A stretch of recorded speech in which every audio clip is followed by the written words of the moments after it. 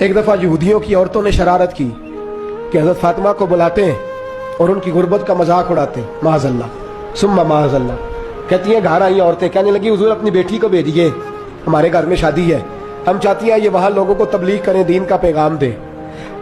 اب اسلام پر تو حضور ضرور بھیجا کرتے تھے، چاہے کوئی دھوکے سے ہی بلاتا۔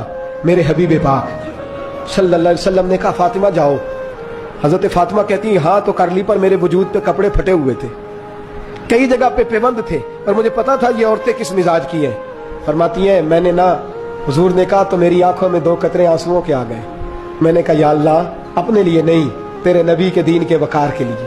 یا اللہ یہ عورتیں یہ بڑے برے خیالات اور نظریات کی ہیں، یہ مذاق اڑائیں گی دین اسلام کا، مہربانی فرما، نظر کرم فرما۔ حضرت فاطمہ فرماتی ہیں ابھی میری بات بھی مکمل نہیں ہوئی، رسول پاک پھر تشریف لے آئے اور فرمایا فاطمہ کیا کیا سوچ رہی تھی، کیا کہہ رہی تھی؟ کہ حضور کوئی خاص نہیں۔ فرمایا نہیں کچھ تو تو کہہ ہی رہی تھی، کچھ تو تو سوچ ہی رہی تھی۔ کہتی ہے میں نے بادشاہی کے نظارے گھر میں دیکھے، کچھ تو سوچ رہی تھی۔ حضور کیا ہوا؟ فرماتے ہیں حضور نے چادر مبارک کھولی، اندر سے جوڑا نکالا، فرمایا پتہ نہیں تو نے کیا سوچا ہے، جبریل جنت سے جوڑا لے کے پہنچ